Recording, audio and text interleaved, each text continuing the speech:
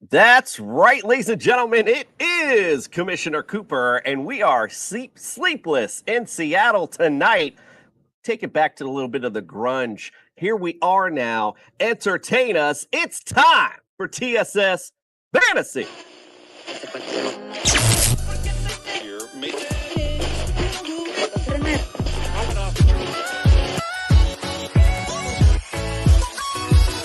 Yeah! It worked for The Rock, and it's going to work for me.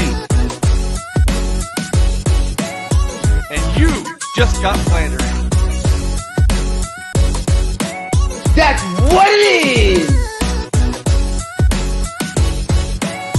This court is adjourned. It is Commissioner Cooper. Welcome to Sophistication Station. I'm here to save your fantasy rosters. And it's time for TSS Fantasy. It's time for some Seattle Seahawks tonight. Let's get things started. Let's start with our introductions. Jordan, the Judge Thomas, welcome into the studio, friend. Man, it's nice to be back. It's been a couple of days, and always good to get in here with Mr. Flanders. Really excited to hear about his upcoming baseball show. Lots of excitement, always, indeed, when Nick is in the building. Welcome in, Nick. You got Flandered Macaronis. Thank you. Well, the judge, sure, it's going to be a real hit. I'll tell you what. So I'm here to discuss tonight my opinions on why Seattle is going to give San Francisco a run for its money for the Western Division title. Nick, you got to stole my thunder a little bit because I got to tell you. Well, one thing, just quick little story. This is my little side piece team when I was a kid, and I always loved the Seattle Seahawks. Listen, I was a little short white boy, Steve Largent. Ooh-wee. I mean, this is all me, right? So, and the other reason, that uniform, and I am so excited that they brought it back, and it looks so clean. So the Seattle and as you mentioned, Nick, doing a little bit of this research, we learned some things. This Seattle team is going to be something to be reckoned with in the NFC. That is for sure. All right, well, let's get things started tonight. Don't forget, go to tssfantasy.com. Check out all of our latest and greatest rankings there. It is starting to get draft season, so you want to get prepped up with us. Please go visit us there. Also, go to our sponsors. Go to Underdog Fantasy. Use the promo code TSS. We'll double that deposit up to $100. Jazz Sportsbook as well. Use the promo code TSS for all of our great promos there. And also, if you're looking for some championship bling for your fantasy champion, go to Pro Am Belts today. Lots of great bling for you. If you are watching us on YouTube, hit that subscribe, notification bell, a like. Give us a comment too. Little things stopping you from doing it. Big things popping for us when you do, so we do appreciate it. Fellas, I'm going to bid you adieu. I'll see you in a little bit because it's time for the doc.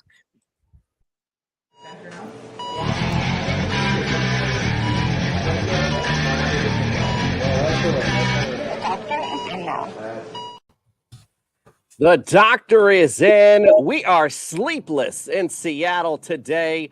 What's up, Doc, and what's on the house call? Hey there. So if you remember the Cardinals bloodbath percent to the bench segment from a couple of nights ago, this is the exact opposite. I'm going to say that the Seahawks may, in fact, go on to be the least injured team in the league in 2023, which is going to give me more time to quote Pete Carroll on this show. We'll start with Kenneth Walker. So he's got an unremarkable injury history during his rookie season.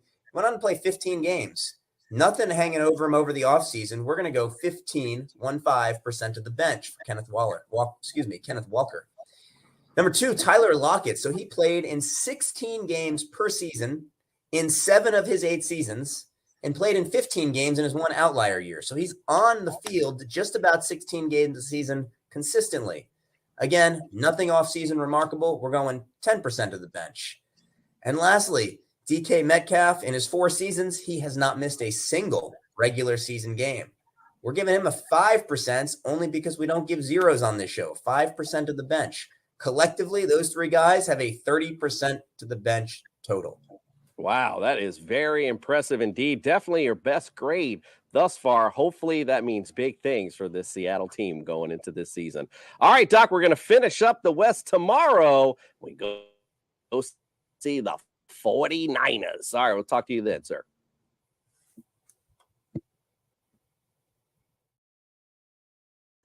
All right, having some internet issues. Thank you, Spectrum. You suck. All right, let's go with our Seattle guests tonight. They're in the back waiting. I'm sorry, there's no Justin Herrera tonight because he usually gets them all fired up talking trash. He must have been afraid of this Seattle team. Okay, let's bring in our guests to talk about it. Our next stop on our summer tour, we go sleepless in Seattle. Pour yourself some coffee and welcome the Seattle Seahawks. All righty, let's get it going. Let's start. Welcome in our guests. Let's go Dan first. Seahawks Dan, welcome into the studio, friend. Thanks. It's been a while since I've been on the podcast, but I'm the former co-host of IDP Nation, dealing with the defensive side of the ball, the side of the ball that gets ignored most of the time. I'm super happy to be here and super happy to see number 54 back in Seattle. Nice, indeed. Get fired up. Why not? And Dan, it's just like riding a bike, baby. It's all good. Mookie Alexander, welcome into the studio, friend.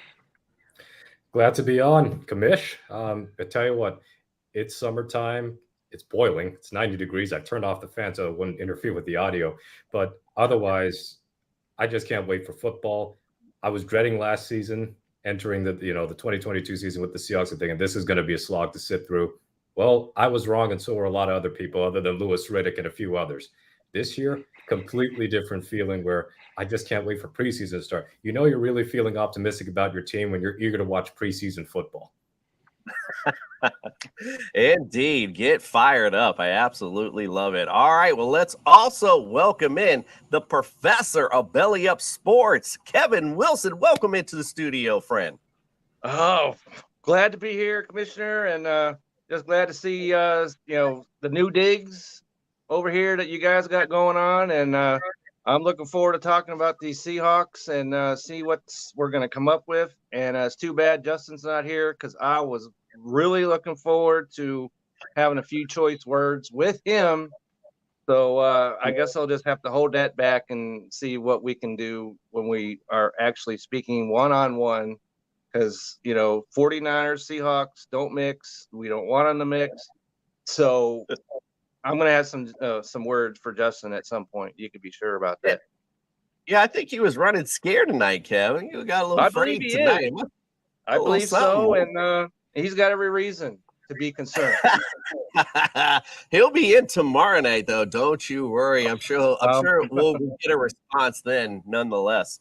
All right, well, let's talk about last season. Listen, not so bad as you mentioned earlier. Finished 9-8, second in the NFC West. You did lose to the Niners in the wild card game. Offensively, big surprise, right? 10th in points per game, 23.9 yards per game, 350.4. That made you 13th. Passing yards per game was 12th, 231.2. Rush yards per game, 119.2. That made you 18th in the league. Now, defensively, struggled a little bit, right? Points per game, 24.6. That was 25th in the league. Yards against, 369.7. That was 28th. Passing yards per game, 217.7. That's 17th. Rush yards per game, big bugaboo there, 30th in the league, 151.9. All right, so let's go around the room real quick. Dan, let's start with you. Give me 3 words or less, sum up last season, and expand on it for me. Wrong about Geno. I did a podcast last summer, and I was railing against Geno. I wanted Drew Lock to start, and I was pleasantly surprised with his just managing the game, getting the ball. I didn't think he could get the ball to DK and lock it enough to be useful, especially in fantasy. Like, somebody drafted him in my one home dynasty league, and I laughed at him. So so Geno must have took that to heart. He must have found out about it. But pleasantly surprised. Still wish maybe we had something else at a quarterback, but for the next couple of years, I just wish somebody was there to kind of maybe get ready, because about 2 years I see Gino. But yeah, I was definitely wrong about Gino last year.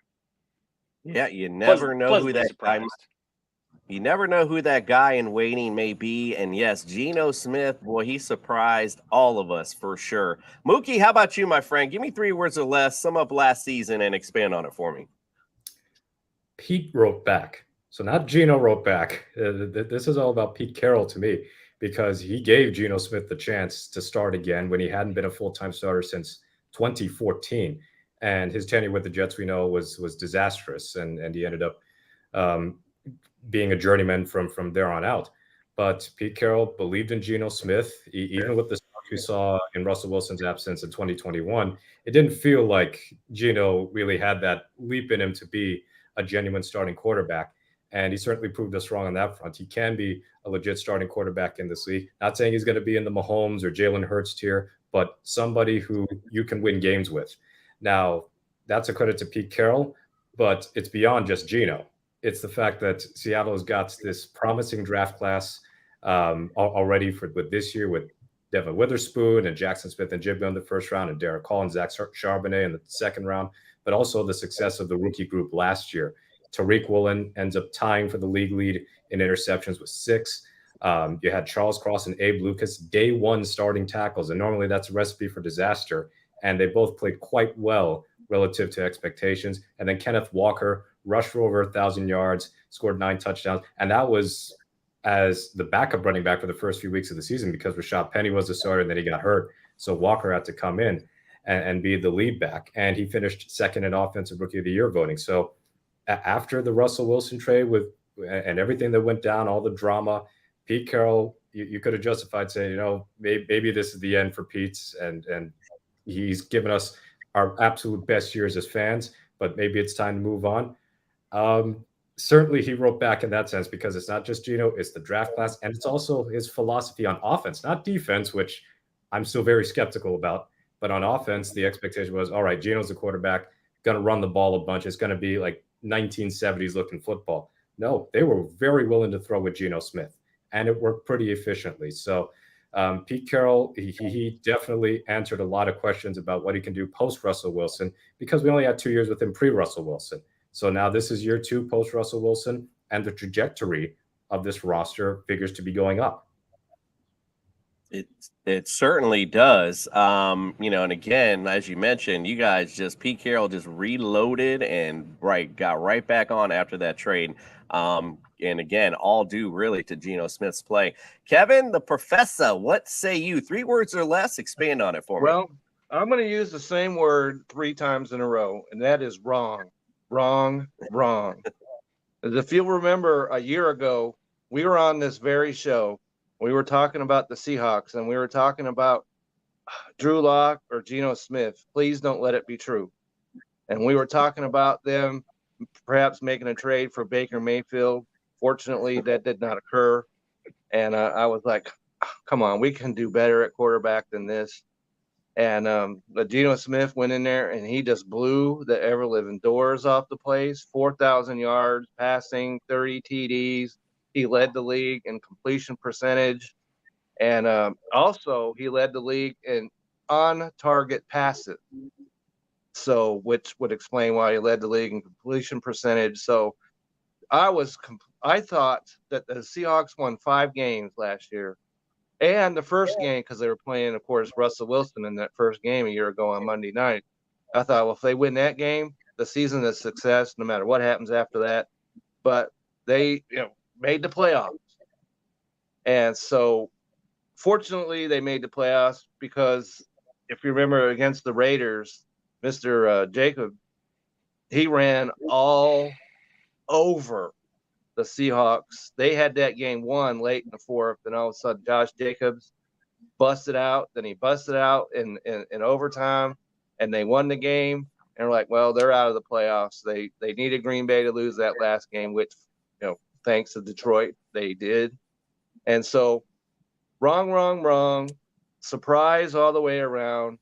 And so I am much more optimistic and looking forward to this season than I ever was. a year ago. Absolutely. We were certainly not thinking what this team was going to look like. For sure. There was definitely dealing with Geno Smith in the AFC East, looking at him in the Jets. I mean, it was just a joke there. Anywhere, it was just like there's no way Geno Smith is going to do anything in this offense. And man, oh man, great coaching job by Pete Carroll all the way around. Now, we talked about what was. Let's talk about what is. And this is why you have a lot of reason to be excited. Of all the teams that we've done so far, this is one of the few teams that I've seen that actually addressed the issues that were hurting them, a la for them, the defense, right? So your marquee additions, Bobby Wagner is back. Devin Bush, linebacker. Draymond Jones for the interior line. Julian Love, safety. So you're looking for some really key players and playmakers in the defensive. And listen, what did you lose? Cody Barton, Ryan Neal, Marquise Goodwin, Travis Homer. I mean, not big losses, a lot of big gains. And again, on the defensive side of the ball, look what you did in the draft. Round one, you got two first round picks. Cornerback Devin Witherspoon from Illinois. You got Jackson Smith, and I always mess up the last name, from Ohio State. Nigjiba. I still messed it up. Round two, Derek Hall, edge rusher from Auburn. Also in round two, as you mentioned earlier, Zach Charbonnet, from UCLA. Round four, guard Anthony Bradford from LSU. Cameron Young from Mississippi State, Mike Morris from Michigan, center Olusegun Walawatimi from Michigan, safety You brought on the power with that name right there. Thank you, sir. Jarek Reed, the second from New Mexico, and the final pick, Kenny McIntosh, Georgia running back. So again, addressing issues like this is it's not rocket science, guys, and you guys are definitely doing that. Let's go back around the room. We'll go opposite way. Kevin, tell me what you think prediction-wise. What's going to go on with the Seahawks team this year? I think that, well, first of all, Mr. Geno Smith, that's the question. Can he repeat? And I think he can, because they, as you mentioned, they've addressed that offensive line, which they never really did when Russell Wilson was there, but they have addressed it. Geno Smith, he can stay upright. The Seahawks have arguably it is the best wide receiver room in football. And so Tyler Lockett, everybody always waits for him to take a step off the curb and never return, but he's always Tyler Lockett. DK Metcalf is a beast. And whatever style they wish to play on offense, whether they go 3 wide receiver set or they decide to go 2 running backs, either way that works. Their offense is going to be set. Just have to figure out where the tight end is going to come into all this. Maybe not, because they've never been able to figure out what role a tight end should play. But everything else, their offense is set. Their offensive line is much better.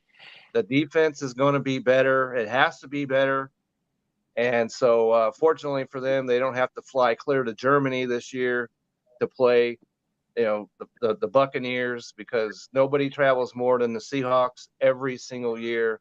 And so I think that when all is said and done, we're looking at a 10-win team.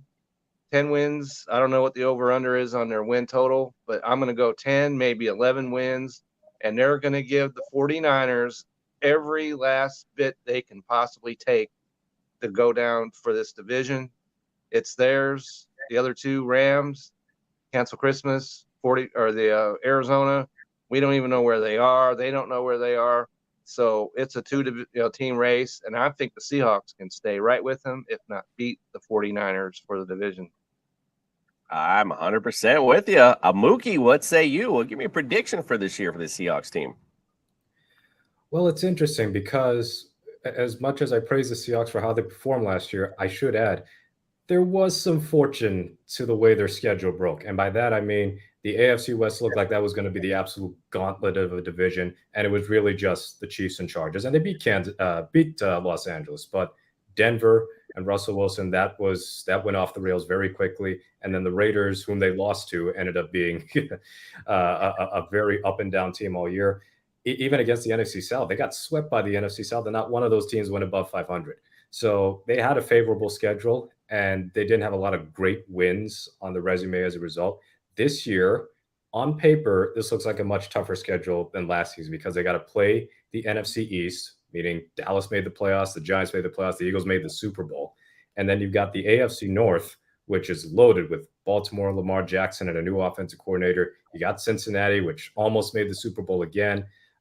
Cleveland is a wild card depending on how Deshaun Watson looks in year 2 there.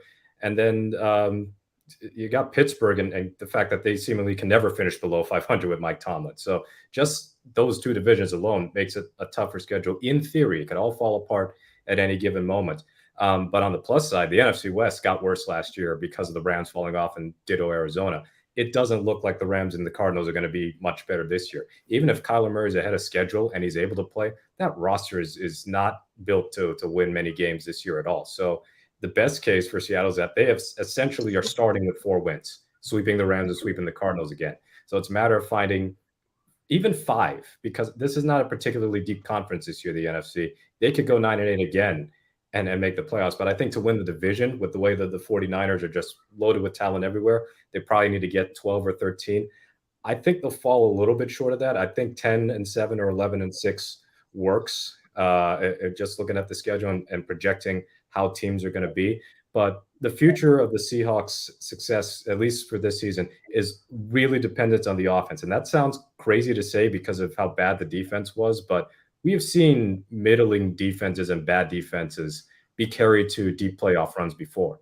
It is so hard in today's NFL to carry a bad offense to an AFC or NFC championship or even the Super Bowl. Like the Rex Grossman days of guys like him making the Super Bowl, those are pretty much over. So if Geno Smith can continue to improve, that's going to be the big key. If he regresses, then this is going to be difficult. But you've got Kenneth Walker and Zach Charbonnet. That could be an electrifying duo with very contrasting styles. Walker's the speed and power guy. Charbonnet is kind of the power guy and kind of the Chris Carson replacement, I guess you could say. The receiver group is just – I'm so excited to see Smith and Jigba alongside Metcalf and Lockett. I do hope that they rework the way that they throw the ball to Metcalf, because he might have gotten 90 catches last year, but his depth of target has dropped each year since his rookie season. So I'd rather he not be a possession receiver and instead be somebody you use in space, where his world-class speed can be put to the greatest of use. If they can improve their yards after catch, improve the way that they can scheme their tight ends on the play action boots and all that, it's going to be hard to defend just all the skill position players. The offensive line is going to be a question mark, but I will say one thing to combat the idea that Seattle didn't invest or didn't really address the offensive line under Russell Wilson. They did. They did it really, really poorly by signing Luke Jokel and Jamarcus Webb and so many just bad offensive linemen who shouldn't have been starting. But you've got your 2 franchise tackles in theory. Damian Lewis, contract here. He's been a solid player at left guard. Right guard, don't know if it's Phil Haynes or Anthony Bradford, but I'm pretty high on Bradford being a starter. And then Evan Brown is probably going to win the starting job over Oluwatimi. And he was a solid center in Detroit, and he can play guard if needed. So this is the least expensive line in the NFL, but it's not like the Seahawks' least expensive line when Russell Wilson was a quarterback. This is an offensive line that together is young and really cohesive. And I think that if the line can hold up, they can keep getting better, and Geno can get better. This offense can really take to new heights and be a top 5 unit, and that alone should be enough to make them a playoff team. I love it. I love it indeed. Dan, what do you say? Give me a prediction for this year. I think 10 wins is pretty accurate. I'm a defensive guy, so gonna look at the defensive side. I think the offense is pretty well broken down by these 2 gentlemen. But Bobby being back is huge. I think just to mentor Brooks. Brooks is going to miss probably half the season, if not more, with his injury. I think it was an ACL last year, towards the end of the year. So, that's why they signed Devin Bush. Devin Bush kind of a lot of hype in Pittsburgh. Didn't quite, he had a couple good seasons, but I think they can use him for his strengths, in the defense. But what they did, Julian Love can help with coverage, kind of do things that Jamal Adams doesn't really do, and let Jamal Adams do more of what he likes to do, blitz, basically be a linebacker, and kind of be that, wild card, and hopefully he stays healthy. He was pretty much injured first couple weeks last year. We never really got to see what he can do. I regret that trade every day of his existence, because you just look at the players the Jets got for him, and you're like, he's barely played. When he is playing, he racks up some sacks when he does play, but wasn't really that playmaker that we expected to get in that trade. But Reek, I guess it's not Tyreek anymore, it's just Reek, Woolen, and Weatherspoon. I'm really looking forward to those two, just to see if that's always been a weak spot for the teams since the Legion of Boom kind of dissipated, was you could throw on the Seahawks all day long and run on them too. They brought back Jerron Reed, who was great. They kind of Draymond Jones was kind of mad he didn't get traded to the Seahawks when they made that trade. He wanted to come to Seattle. So he kind of takes the place of Shelby Harris, which is nice. They did a lot to bring in some young guys. Apparently, Pete Carroll and Jim Harbaugh had a meeting and got a bunch of Michigan guys in here. So looking forward to the defensive side of the ball being better. They're going to have to be if you're matching up. You're trying to match up with the NFC arms race of Philly and the 49ers is pretty much who you're playing against. That's who you're aiming for. I mean, Detroit, a lot of people are hyping up Detroit, but you got to be able to stop the rushing attacks of San Francisco and Philly if you have any chance of making it deep in the playoffs. So I think they did a decent job. We'll see. I think with this team, doesn't matter who the defensive coordinator is. It's kind of Pete Carroll's kind of system. You got to get pressure and you got to cover. So, and if they can do that, then 10, 11 wins is pretty doable. I think that's totally doable indeed. I like their chances for that. All right, well, listen, it's time to pick up the pace a little. I'm going to bring in my boy Nick, actually. We're going to play a little fantasy quiz show. I got to even up the teams, though, so I brought in Mr. Flanders. He's going to be team up with our Professor Kevin because, you guys are old buddies, right? So right. Exactly. And Nick, man. Come on, Nick. We're going places, man. So Nick and Kevin on one side. We're going to have Mookie and Dan on the other. What we're going to do is play Fantasy Quiz Show Seahawks edition. And basically, it works just like Family Feud. I'm going to pair you guys up, ask you a question, shout out the answer. Whoever gets the highest will win it for their team. You guys will get a chance to finish out the round. Obviously, if you get something wrong, you'll get an X. You'll get 3 X's. The other team gets a chance to steal. Basically, it's Family Feud.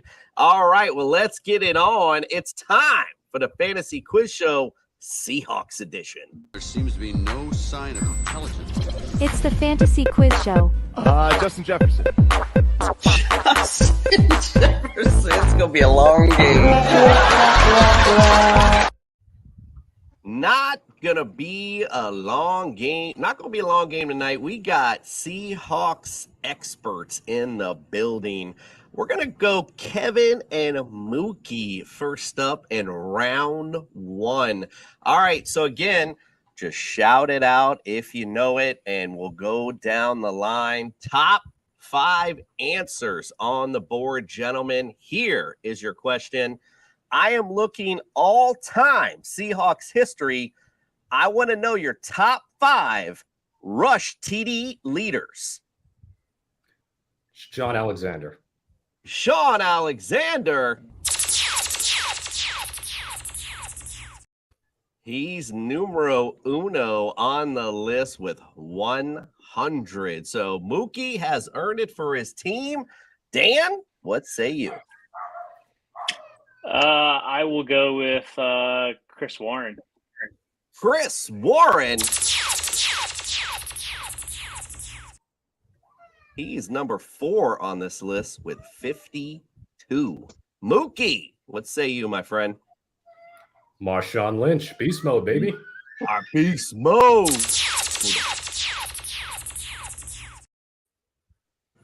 Marshawn, number 2 on the list with 58. All right, Dan, you're missing 3 and 5. No strikes. What say you?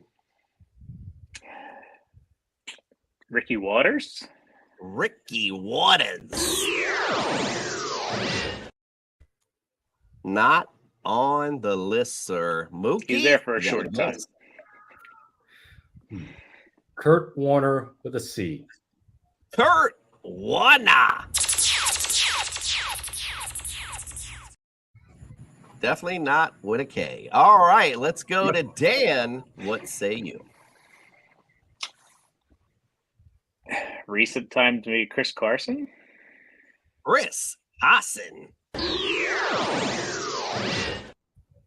Mookie, number 5 is still there, my friend. You got 1 strike remaining. Can you seal it for your team? Sean L. Williams. Sean L. Williams.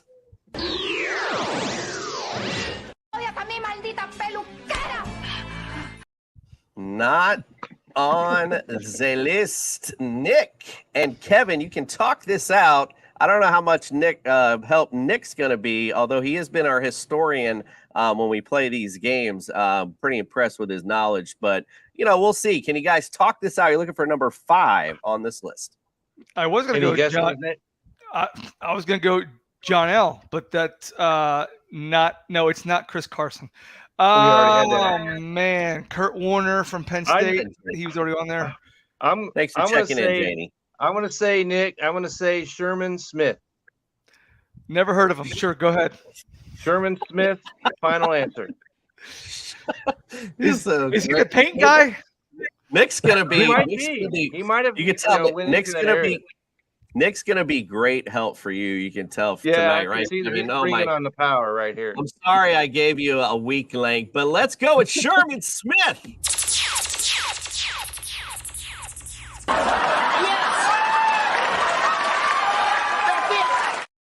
That is on the board. He is number 5 on the list. 28 rushing TDs made him number 5 all time. All right, let's go to Nick and Dan. You guys are up for round number 2. This should be exciting. Top 5 answers are on the board. I'm sorry, I take that back. Top 6 answers are on the board. Here is the question.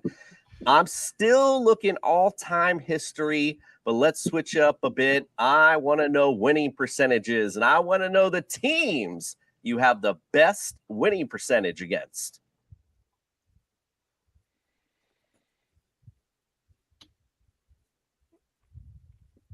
San Diego Chargers. The San Diego Chargers. Nick? Buccaneers. The Tampa Bay Buccaneers. Dan, you're back in it.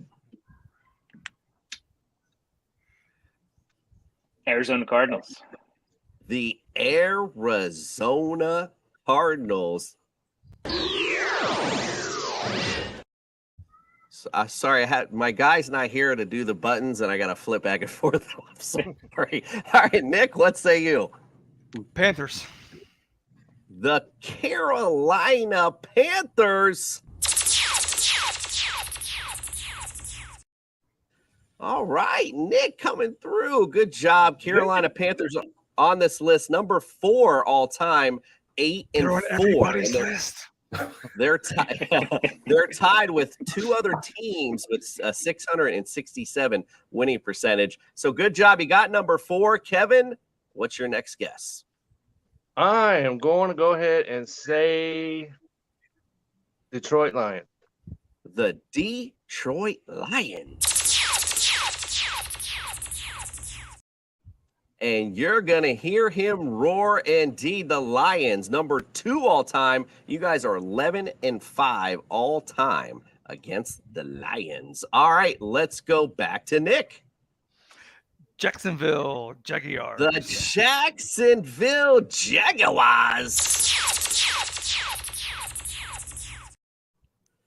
Jacksonville is on this list. They are tied with the Panthers. You're 6-3 all time, again with a 667 winning percentage. All right, you guys are racking it up right now. You got number 2, you got number 4, and you got number 5. Kevin, do you got something else?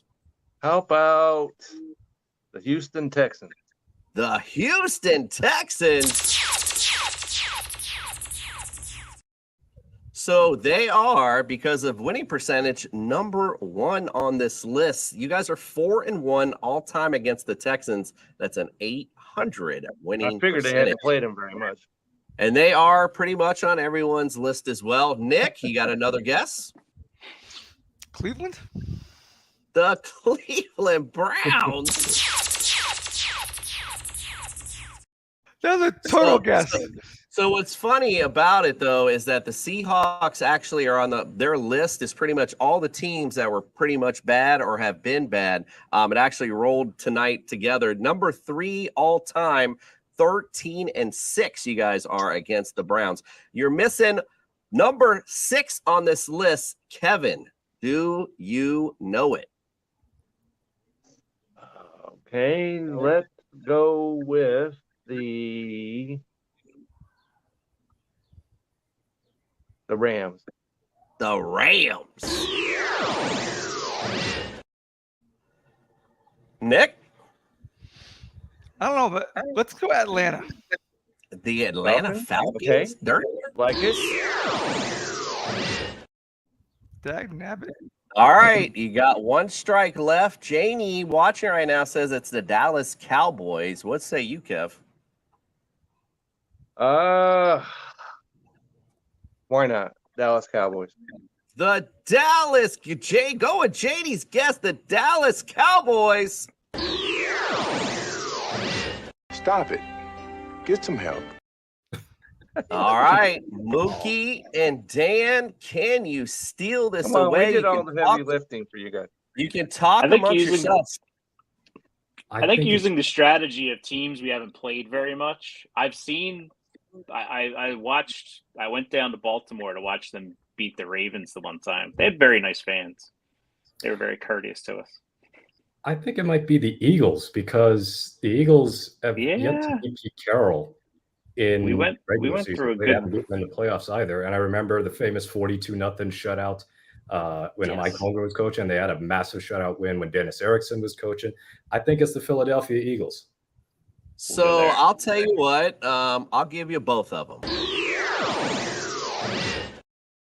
And they're both wrong. It was the Vikings, are number 6 side all time. You guys are 12-6 all time against the Minnesota Vikings. All right, you guys are 1-1, mano y mano. Kevin, Mookie, you're back up. Top 5 answers on the board. I'm going back to that winning percentage, but I'm going to go opposite end. I want to know the teams you got the worst winning percentage against. Kansas City Chiefs. The Kansas City Chiefs. They are number 2 on this list, 19-34 all time. You guys are with a 358 average. Mookie, you got a chance here to take it away. Can you give me the number 1 answer? There was a lot of losing going on in the AFC days. So that's true. I go with the Raiders. The Raiders. Not on the list. Nick, do you That got makes me very happy. The Raiders are not on the list. I'm going to stay within division. I'm going to go with the Broncos. The Broncos. Let's ride. The Broncos, you guys are 20-35 all time, a 364 average. That makes you number 3 all time. Kev, what else you got? All right. Let's go. I tried the Rams once before. How about the Rams? The Rams. No, on the list. Nick, what say you? Pittsburgh. The Pittsburgh Steelers. Not on the list either. Kevin, got anything? All right. So Green Bay Packers. The Green Bay Packers. Cocaine is a hell of a drug. I thought they would have been Yes, on it that. is, and it doesn't make you right tonight. Let's go with Mookie and Dan. There's a lot of meat on this bone. All you got to do is take one little nibble, talk amongst yourselves, give me a concise answer. Ooh, this is a tough one because we picked a couple of AFC West teams, and I think only the Chiefs were on there. Pretty sure they beat the Chargers a lot. The Broncos were on there, so they've won consistently against most of the NFC West opposition. So it's probably got to be one of those teams that they tend not to play a whole lot. So either like recent years when they're playing AFC teams every 4 years. Ooh, there are 20-something teams to pick from. yeah. The stupid Patriots. I don't know. Yeah, it could be the Patriots. I'm wondering about Buffalo, but they probably didn't play Buffalo a lot, and they've had a mixed against them recently. So NFC East. I mean Dallas, Philadelphia. I said Philadelphia, but I'm sure they got a good record against them. Not guessing Dallas again after the last guess attempt. Whatever reason, they don't beat the Saints very often. They haven't played them a whole lot in the regular season. This is winning percentage regular season and postseason, right? Right, correct. That makes things more difficult. Yeah. Wasn't there a bell here at some point? All right, there's about to be. All right, so I think we're leaning Saints, or are we going with an NFC East or an AFC East team? What are we doing? I think I got to throw one curveball here. The Chicago Bears. What are you really good with that, Dan? Yeah, we'll go with the Bears. The Bears. The Chicago Bears. You idiot.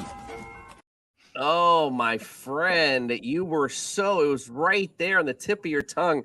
The New Orleans Saints were on this list. They're number 4 all time, 6-10 all time, a 375 average. Number 1 on the list, the Commanders. You guys are 6-13 all time against Washington. And number that's not 5, something to hang your hat on, that's for sure. And number 5, it's America's team, the Miami Dolphins. Should have figured you'd have the Dolphins come in here at some point, some way. We got, you got to plug America's team. All right, let's get it on. We're going now it's 2-1 right now, so the stakes are really high. We're going back to Nick and Dan. We're going all-time Seahawks history. What I want to know, top 5 answers on the board. I'm looking for your pass thrown TD leaders. Dave Craig. Dave Craig. He's number 2 on the list, 195. What say you, Mr. Dan?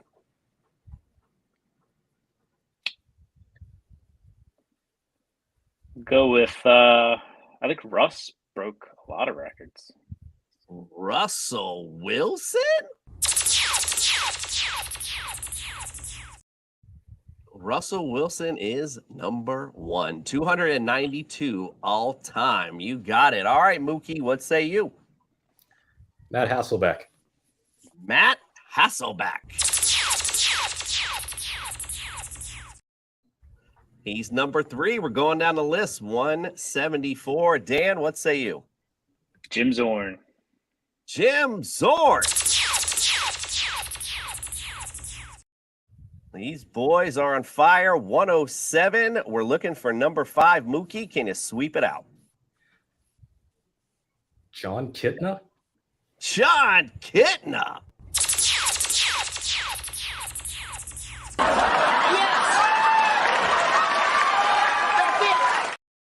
Oh, we got to love it indeed. Great job bringing it up 2-2. You guys swept that round like it was nothing.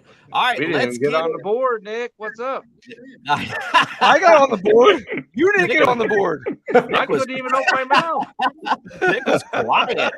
All right, hey, listen, this is one of the few times we've gotten to round 5. This is our final round fight. Mookie, Kevin, let's get it on. Top 5 answers are on the board. Here is your question.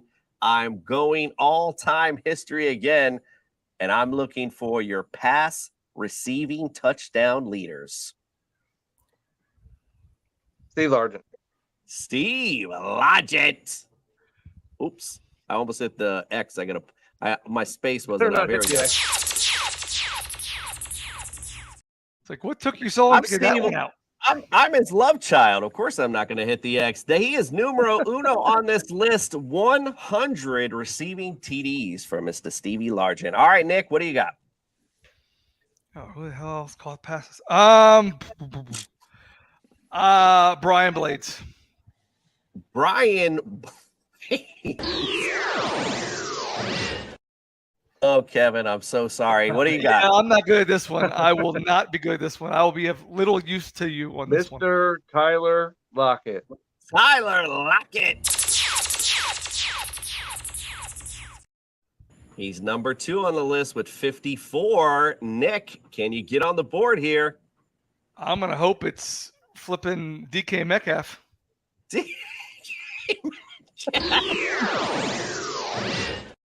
Oh, I'm just going to shut up for the rest of the show. All right, Kevin, save it. What else you got here? What else? You got another guess?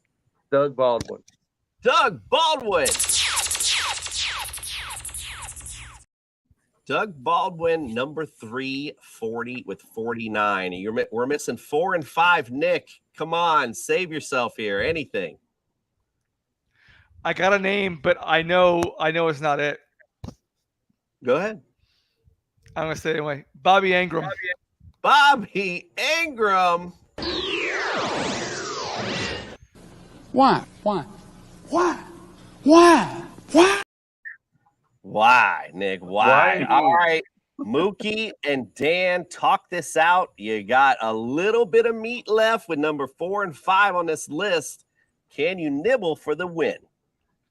D-Jack. Bobby Ingram wasn't that bad a guess. Daryl Jackson, I think, is in top 5. Daryl Jackson for the W.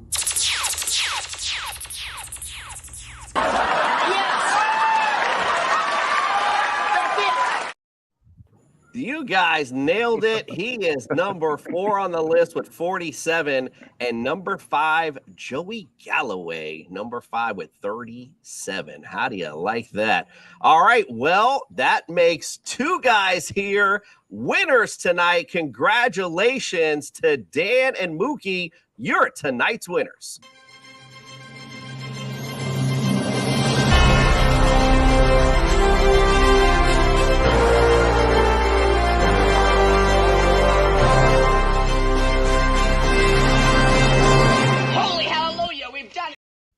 And well, Nick and Kevin and we won second place. Yes.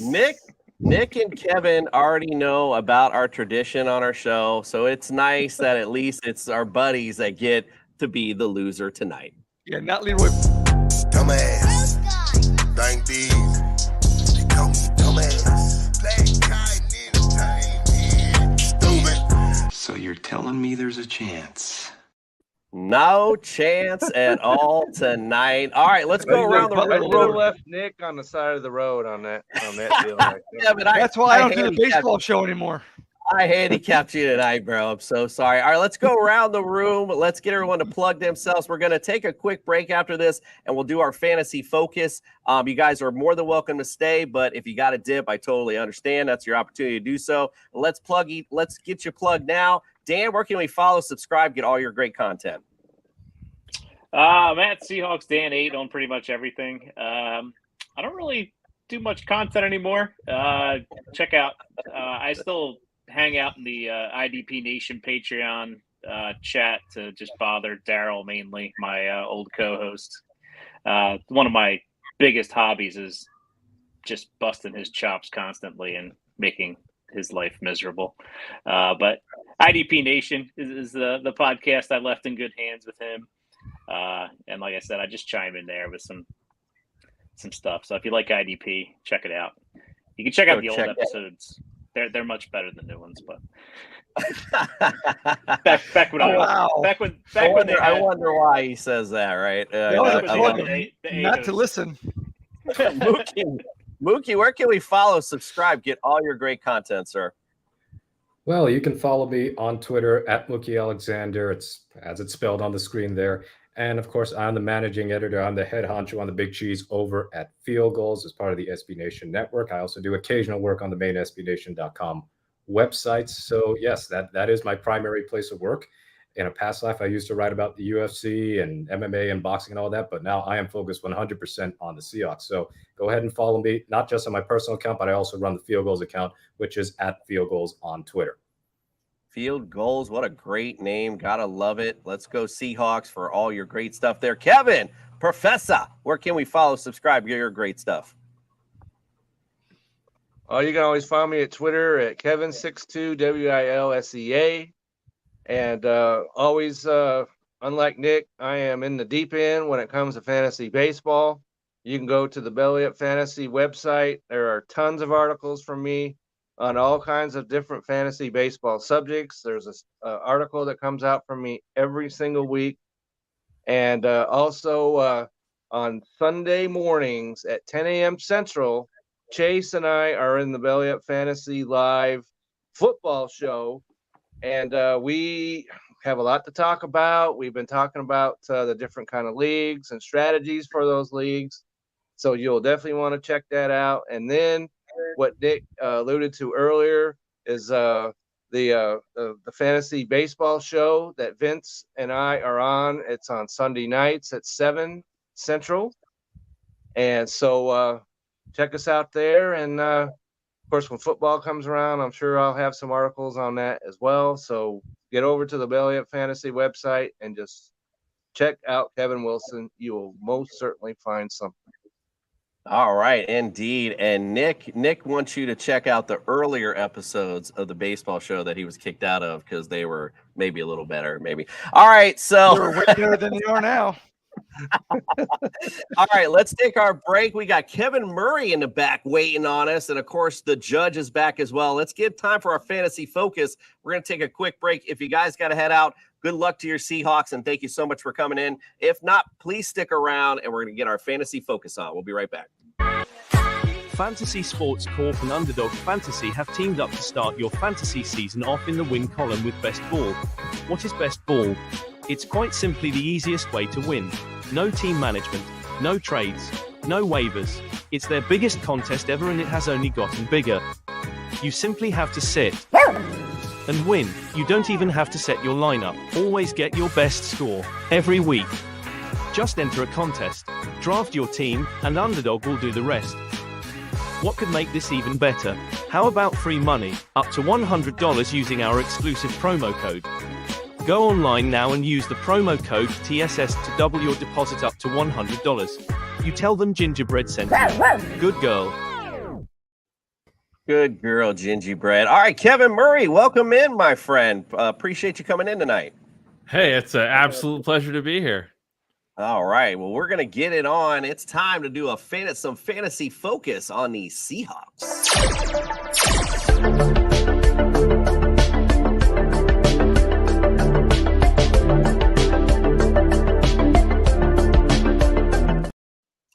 Well, we always begin our fantasy focus with the QB, and what an interesting QB to talk about indeed. I got Geno Smith 13th this year. Obviously, was grown to a big old man last season.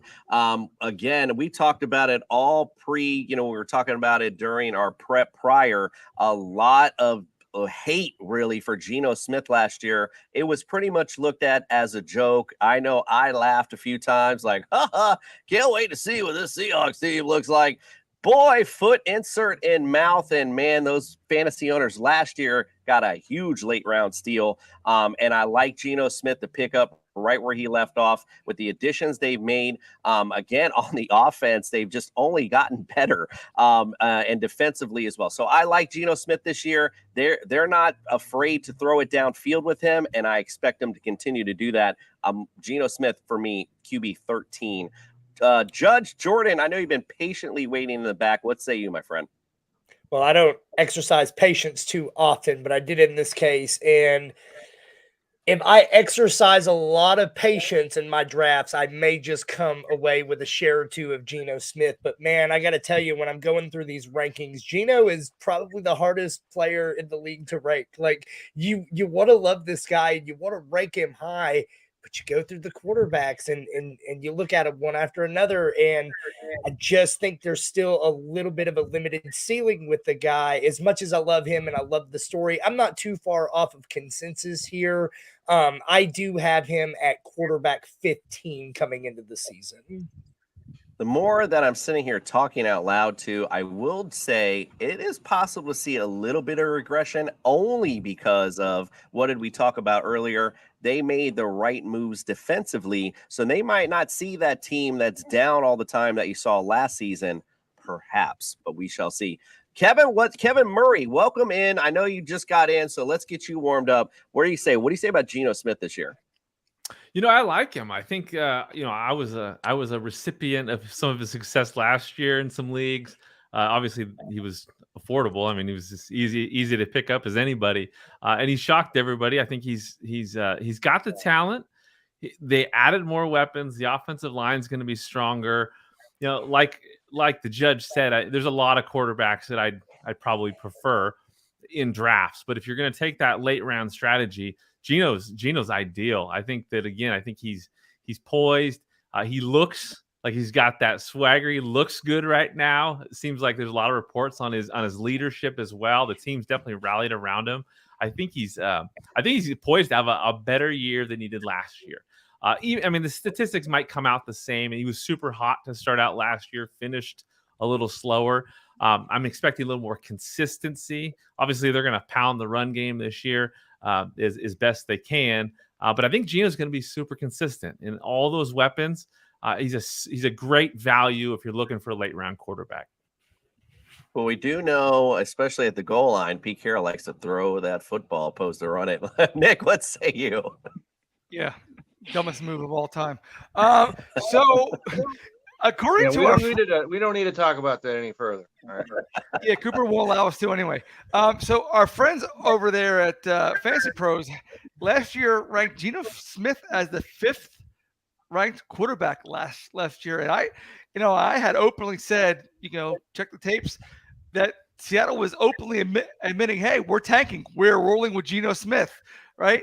Well, apparently it's good to know that they're in the building and they know what the hell is going on, because I sure as hell didn't.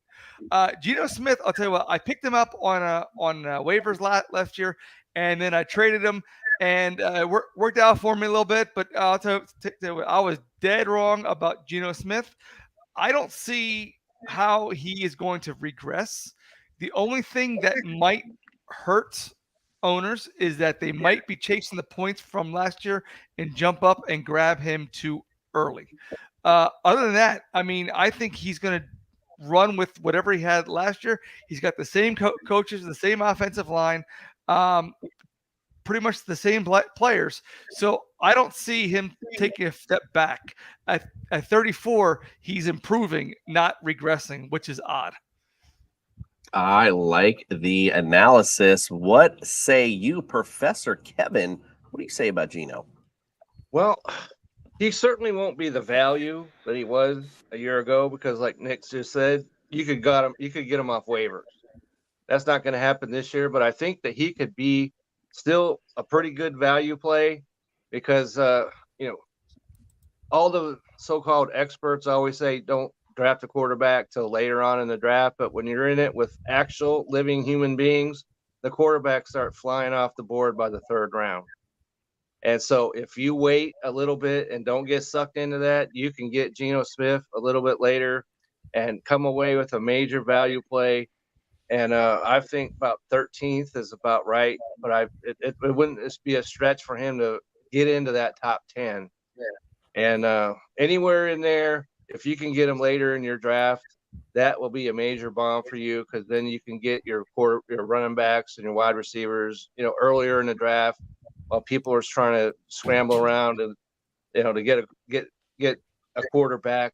But if you just have a little patience, you can wind up with Geno Smith and still be right there with your quarterback play. I think that'll really, really work when you're not, dealing with so-called experts, which, when we're in our home leagues, there aren't any experts in there. They might think they are, but there hasn't been a draft yet where I have not seen quarterbacks start flying off the board way earlier than they probably should. But be a little patient and you can come away with major value. Yeah, Professor, you have no idea. I mean, I draft with Nick, so you're right. I don't draft with any experts at all. Dan, what say you? Yeah, I don't know if I want to hinge my fantasy season on Geno Smith. DFS lineups, I'll throw him in some DFS lineups. But yeah, I don't know. I think he produces about the same as he did last year. Week to week, though, you never know what Pete's gonna want to do. He that same. We'll get to the wideouts, but you never know what the game plan is necessarily going to focus on that particular week. So in best ball, sure. Super flex, sure. If he's your only QB, maybe your backup. But yeah, I don't want to rely on Geno for my full season QB necessarily. So I'll be the contrarian here. Well, I think the overall consensus is, though, he is that guy. You can build your team not necessarily around him, but get some value, meat and potatoes, as I like to call it, to that roster of yours. Then come in later and have a nice Geno Smith icing on the cake for that roster. So I think that's kind of the consensus of where we're at here with Geno. Let's move on to the running back situation with Kenneth Walker. Now, here's some cool stats about Kenneth Walker. From weeks 16 to 17, he was RB8 with Rashad Penny going on the IR, and he was RB9 in points per game. Bottom line, Kenny Walker showed out last year. Really, really like his upside. Now, for me, this is why I like having our experts in, because I have him 16th because I'm a little concerned about Charbonnet with that draft pick. So that's why I like having my experts in, and you guys can tell me from Seattle's perspective what you think. But I'm going to go on to my co-host first. Jordan, I know you've been in the back. What do you say about Kenny Walker and this rushing attack for the Seahawks? So, man, I am a huge fan of what Seattle did in this draft as far as a real-life team goes, but in my fantasy teams, I'm not going to say it's making me out on any of these players, but it probably made me bump them down a little bit. I think Jackson Smith and I think Zach Charbonnet is going to be a really good running back in this league. That's actually who I wanted my Dallas Cowboys to be targeting in the second round. He's a super talented kid. I do think it'll be a 1A, 1B type situation later in the season. I think at least as we get started, we'll see a lot more Kenneth Walker. But, I mean, when you look around the NFL these days, all the good teams have a committee. So I wouldn't necessarily say that I'm scared of Zach Charbonnet coming in and, just plummeting Kenneth Walker's value or anything like that. I think I'm, again, just a smidge lower than him on consensus. I have him as RB17 right now. Just a smidge. Nick, what do you say? Well, I say that this expert right here finished as our toilet bowl winner 2 years ago. So he had to throw that in there. Did he had to throw it in there? I was waiting for it. You want to throw some dirt? 20 years, bro. 20 years. I got 4 titles. So let's move on. Yeah, but I never won a toilet bowl like you did. So anyway, I have him at 17, and I think he's right where he's supposed to be, because I think what Cooper said and from what Judge said, he's going to take off in the beginning, and then they're going to slowly work in Charbonnet. So he's going to take off early, but then he may give way to carries later on. So 17 is right where he should be, but I think he's going to have at least a 1,400 yard season. Right, and you can't predict injuries, but obviously, if one of these guys goes down, you got a really great potential. Because other than that, it's DJ Dallas, and that's about it. Kevin, we'll start with you on this. Where you got those running backs? Yeah, I love Kenneth Walker. I loved him coming out last year. Obviously, last year in Seattle, he was phenomenal. I mean, he's incredibly talented. I got him in my main league as a keeper. I got a Kenneth Walker jersey. I was ready to go, and the fear was what they did in the draft was picking up a guy like Charbonnet. I didn't expect that they'd go that rich on a backup, but I don't think they see him as a backup, because that kid is super talented. Everything I've ever heard about Charbonnet, out of UCLA is positive, and it's not just physical. I mean, he's so talented, dynamic, but the personality, the character is very. It's very strong, and so I think he's just going to be a guy that Pete loves. I think they're going to love his versatility. I think he's definitely going to have a role in the on the roster and contribute. Pretty early on. I agree that Walker's probably going to start out getting the most of the work, but I love Walker. Obviously, I feel like after draft his ADP dipped quite a bit. Right now, I feel like he's kind of like, or I guess the expectations after last season was going to be a first round type pick, and then draft happens, ADP dips. I think he's kind of right in the correct range, somewhere in the upper teens. It's easy to say, okay, this is not a situation we want, because Charbonnet might steal a lot of the work, goal line or third down. But look at the guys around Walker in those late teens. I think I'd rather roll the dice on Walker than a lot of these guys. So I still love him. I'm probably not going to draft a lot of him, just because at that value, at that range, I might be selecting, wide receivers or whatnot. So I'm a little concerned. And with Charbonnet, I think he's a great value in drafts, because if Walker goes down, that guy's going to have some incredible stretches for sure. Indeed, I like it. Dan, what do you say about these running backs? I think before the draft, Walker was seen as a round one, top RB1 candidate. He drops down in that borderline RB1, RB2 conversation now, just because of that threat to steal work. But I think really Pete Carroll always kind of wants somebody to go in. I mean, the Seahawks have always had kind of a guy that they could, rely on. They had, Lynch and Carson were a duo for a time, and Carson and Penny. We've always had kind of the next guy there. Yeah, Maurice Morris back in the day, backing up Alexander, being a change of pace back. So Seattle typically is always, the second guy may not have always been as talented as Charbonnet is, but Pete's going to want to run the ball. So I think both these guys will. Charbonnet, I don't know. He's probably more of a RB3-ish, maybe. But dynasty-wise, I like both of them. If I had Kenneth Walker, I was a little bummed that he took another running back, but still looking for touchdowns, run the ball, and I still take them. Redraft, might let somebody else take them, so I don't have to deal with that headache. But then again, if injury strikes, one of these guys is going to take off. If either one of them get injured, they'll just get full workload. Yes, indeedy. Well, Professor, what do you say? Get in there. What do you like for these running backs?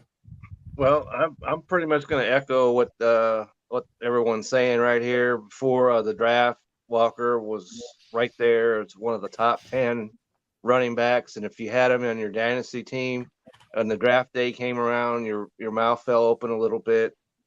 Not quite to the extent of Tyler Algiers if you owned him, which he went from 1,000-yard rusher to, he ain't worth a nickel now. But it's certainly going to affect. Both of these guys are going to affect each other, and it's you'd think that Walker would be the lead guy, but they didn't take Charbonneau to leave him on the bench. Excuse me. I think both of these guys might be able to be RB2s. It's possible, depending on what kind of offense they want to play. And but I would feel just a little bit uneasy, and Dan said just let maybe somebody else deal with that kind of scenario, even though in the NFL nowadays, everybody's running committee running back. So what are you going to do? But if you draft somebody maybe up in the first round, one of the guys that's our, no committee guy, then you don't have to worry so much about it. But I think that maybe 15th for Walker, and I'm going to go 22 for Charbonnet, and just roll with it and see what they come up with. All right, I like it. All right, let's talk about these receivers. All right, listen, DK Metcalf, he's an obvious guy to get, right? I mean, hello, RB and maybe low end wide receiver 1, high end wide receiver 2, Tyler Lockett. Probably about the same range as the professor alluded to earlier. All you hear about is people doubting this guy, and every year he comes to play. So you gotta love Tyler Lockett no matter what. I'm not gonna sit here and give you a bunch of stats about two guys that are good all the time. The rookie Jackson Smith. I mean, I'll be honest with you. It's a wait and see for me. I mean, I'll look at him as a flex play, somebody deeper later on to maybe take a flyer on. There's a lot of hype around him. I hear a lot of people talking a lot of good things, but they got to get on the field and you got to fit in the system. Not sure how he's going to fit yet. I mean, who's to say any of us know how he's going to fit? So for me, I'm just a wait and see. Again, flex play, maybe receiver 3 or 4 on my rosters. Nick, let's start with you on this. What say you? Okay, so respectively, I have Metcalf at 15th and Lockett at 26th in PPR. And then, of course, Jackson Smith, who didn't even play a game yet. I have him at 34th. The one thing I don't like about Jackson Smith in Jigba is because he played for Ohio State. So that's a one strike against him right there. Number two, yeah. It's hard to draft rookies because you really don't, unless he's like a super stud like a Bijan Robbins and come out like everybody wanted him. It's hard to draft. So he'd be a late rounder. Wait and see, like Jason said. Possibly a DFS guy, but he will definitely be the number 3 receiver on this team. I don't think he's going to surpass Lockett. I don't think he's not going to surpass Metcalf. So he will be the number 3, and he'll probably get about 800 yards this season. He'll definitely be the number 3 on the Seahawks, Nick says, and he'll definitely be a number 3 on a fantasy roster. That's also sure. Let's go. Jordan, what say you, my friend? How you like these receivers? I think I'm kind of the same with you guys on there. I think Tyler Lockett is one of the most underrated players in this league. I mean, he has been there step by step with DK Metcalf. He's been phenomenal throughout his career. I do think a guy like Smith and Jigba can be someone who comes in, and I don't necessarily think he's going to steal a lot of work from Lockett, but I do think he's going to have an impact on this offense, especially the second round or the second half of the season. The guy he gives me some like Robert Woods type vibes. And I just think he's another, great option for Geno in this offense. So I really like what they have going on. So I absolutely am taking some dart throws on Smith and Jigba late in drafts as well. I probably won't have a lot of DK, just because that's typically when I'm targeting my RBs. But man, I love Tyler Lockett, and I think he's incredibly slept on. He's always slept on. Oh, Kevin, let's go, Professor Kevin. What say you on this one? Well, when it comes to Tyler Lockett, if you're in best ball, Tyler Lockett is a must target because he always has a game or 2 or 3 or 4 where he just blows the doors off the place. And if you're in best ball, you don't have to worry about when that week will come because the computer will put him in your lineup for you. So if I'm in best ball, I am absolutely targeting him. And if anything else, any of these receivers, DK, Nick has him, what was it, 15, you said, Nick? I would go higher than that with him just because he likes that deep ball and Geno Smith can throw that deep ball. And I think they're really going to get that chemistry running. So he's right there, right outside that top 10. Tyler Lockett, I'm going to put him right inside the 20, and Jackson Smith Najigma. Is that one of the great names or what? Njigba. Okay. And so I put him in the 30s. In Dynasty, he's a guy you must have, as I just saw one of the comments come by through there. And so you got to be real excited about these receivers. If you get any of them on your fantasy team, you got to be pretty happy with it. Yeah, checking in was That Effing Sports Show. Make sure you go check out Chris Fox and all his great stuff over there. He also threw his little jab at Nick as well. I just want to put that in there. Throwing some great stats up also about Kenneth Walker earlier as well. We appreciate you checking in, Chris. Let's go, Kevin. That's my podcast partner. Indeed, the throwdown in a little bit. Kevin, what say you on these receivers? Yeah, I agree with most of what's been said so far. I mean, I think that value-wise, I think Lockett's definitely the best value. He's the guy that slept on. I think DK, at that range, there might be some other guys in drafts that you might want to go for, just because there's a little more inconsistency with there's so much talent with Lockett and DK and JSN around now. It's I don't know if Lockett, or I don't know if DK is going to hit the projections that he's got for himself, unless he hits a lot of touchdowns. Obviously, last year he didn't get a lot of touchdowns. What did he get, like 6 or so? But Lockett is the value. JSN, I think people know about how talented he is, so there's a lot of hype and excitement. I think his ADP is a little higher than it probably should be, just when it comes to opportunity. So Lockett's the value. DK, a bit of a reach at that range, but I'm expecting big things, steady things from him. And in JSN, Jackson Smith and Jigba, if opportunity comes towards him when it comes like an injury or whatnot, I think that it's going to be incredible to see him out there. And he's also a guy that someone might draft early, but then because he's not getting a lot of action, cut. I wouldn't necessarily draft him as high as he's going, but if he's available, in the middle of the season or a few games in, I'd scoop him up and put him on my bench, because he's probably going to have a strong second half of the season. He's that talented, and with the weapons out there with Lockett and DK, you can see a situation where he has a ton of volume. Like, who's going to cover him when people are worried about DK and Tyler? So I love the situation. I think all of this says, Geno's got a great opportunity. And with Geno, again, we talked about that. Yeah, there's a 2 tiers of quarterbacks where you probably want to choose over Geno, but I think Geno, again, in that third tier and that 10 to 15 range, he's an easy guy to sit back on, and it's because of these wide receivers. Agreed. Dan, finish us off. What do you say? Best ball, DK and Lockett are guys I look at in best ball. Redraft, I'm not touching JSN this year in redraft. Dynasty, he's probably the top receiver off the board. In most of my rookie drafts, he's been the top receiver off the board. So I have him in a couple places. I think he's going to be most useful, unfortunately, when the Seahawks move on from Tyler Lockett, and then DK and JSN kind of being that.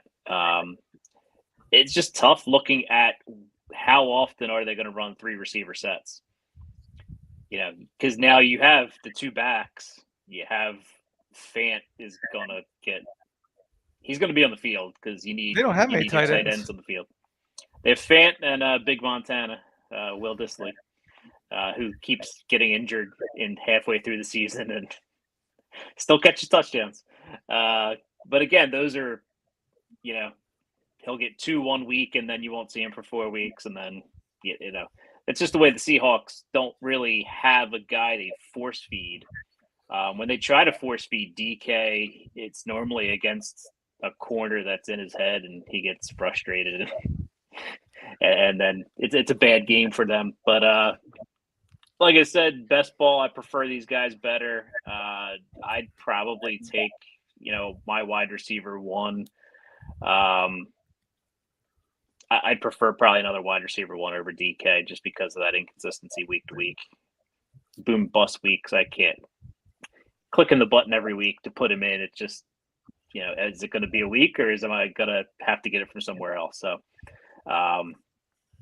with all the weapons, it depends on, I guess, the game plan week to week too, because is it going to be a run week, throw week? Do they need to throw? Do they need to run? What's the game? What's the game plan going to be? Are they winning? Are they losing? A lot of factors that you got to take into consideration there. Yeah, Dan, and you know how to transition well, too. Gotta love it. Listen, let's go to this tight end and D. We'll wrap this thing up, and I'll make this real quick. I'm not looking at Noah Fant. I'm not looking at Will Dissly, and I'm definitely waiting to see how the Seahawks defense gels and what it becomes, and I may stream them, and that's basically it there. But chim. Nick, what do you say about any of the tight end and D? You said it. No, it can't. Jordan? When you got two tight ends and they both get 7 touchdowns combined, it ain't worth it. Jordan, I remember a younger version of myself who was just beating the damn drum for how great Noah Fant was going to be and how he was so much better than TJ Hawkinson, and I was wrong. And that's all I really have to say about that. Well, I think he's still an athletic, good tight end. I think just in this offense, there's so many balls to go around. I don't know where he fits in. He finished last year a career low, and he's also sharing time with Will Dissly, so it just doesn't make sense. All right, Dan, we'll start with you with this one. Would you draft any of these tight ends or your defense? Maybe as a backup tight end, I'd draft Fant. You can get him really, really late. And then as far as the defense, excuse me, maybe play him against Colt McCoy. Sorry. Dying over here. Playing against Arizona when Colt McCoy's a starter for a couple weeks. I like that. I mean, yeah, you got maybe a couple of matchups to stream them with. Kevin, not non-professor Kevin, what say you on the tight ends or D? Are you worrying about drafting any of them? Yeah, no, definitely not. I mean, I think that both the defense definitely a streaming option if you're playing that way. There'll be matchups out there that you might like to see. I think that they'll be better than last year. So as for tight end, Noah Fant, I mean, I think he's a talented guy, but like the guy said, I think that there's just too much competition out there for targets. If you're desperate, bye weeks, you need to stream a tight end. There's been some tight end injuries. He's a guy that, you could put in your lineup a week or two and hopefully something happens. But I was excited when he arrived. I think he's talented. He has potential, but in this offense, it's going to be tricky. So there's no reason to draft him because he's going to be available in, 99.9% of leagues.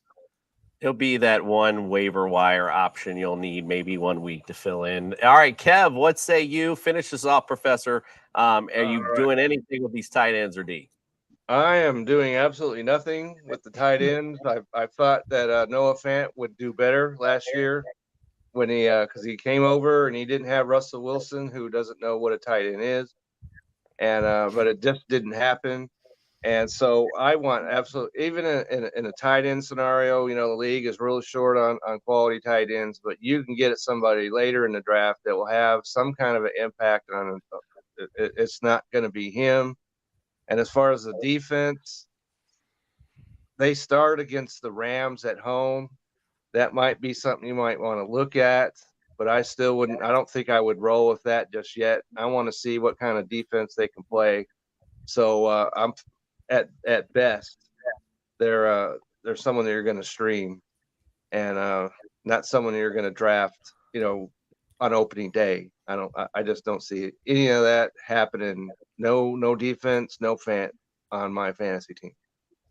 100% indeed. Look at the effing show still bringing the big stats in the current ADP of that Seattle D 16th. I think a little high, actually, if it's me anyway. All right. Well, listen, thank you guys so much. Kevin, I didn't give you a chance to plug thyself because you came in just a little bit late. Here's your chance, my friend. Let everyone know where they can follow, subscribe, all your great content, including with your TikTok. And I love everything that you're doing. Let everyone know where we can follow you at. Sounds good. Yeah, on Twitter, you can find me at Dr. KJ Murray. You can follow Fantasy Football Unlimited at FF Unlimited. Yeah, we're on Instagram and TikTok and all that good stuff. FantasyFootballUnlimited.com essentially is a website that's like a portal into the fantasy industry. Links to every resource imaginable in the industry. It's my favorite thing is to share the great resources that are out there in the industry. And also I've been doing a ton of interviews with some great people within the industry. So it's always fun to follow up on backstories and get to know these people a little bit better. So there's been a bunch of interviews done, so you can check those out on all the different platforms. But again, at fantasyfootballunlimited.com, there's a lot to explore. And my passion is the commissioner gig. That's one of my favorite things about the fantasy football experience. And so there's been daily content being posted about ways to improve your league when it comes to league engagement, draft experiences, choosing your draft order, last place punishments, all the fun stuff that makes fantasy fun and great. I like to celebrate all that stuff. So you can discover it all if you follow me on any of these social media sites. Absolutely. Yeah. A lot of great stuff. Love the series on the draft order and how to do the punishments. It's all great stuff. So make sure you go check that out. Affin Show. Yes, sir. We appreciate you. We love your show indeed. Speaking of your show, coming up next, Jordan and Chris Fox, they're going to throw down for the queen to decide who's going to be the weekly throwdown champion. So make sure you stay tuned for that. We appreciate you guys for checking in tonight. We are here as the Effin Show said, as the Fantasy Sports Corp goes. We'll be here tomorrow night for the San Francisco 49ers. It'll be a San Francisco treat. We appreciate you all. Good luck to those Seattle Seahawks, and we are out.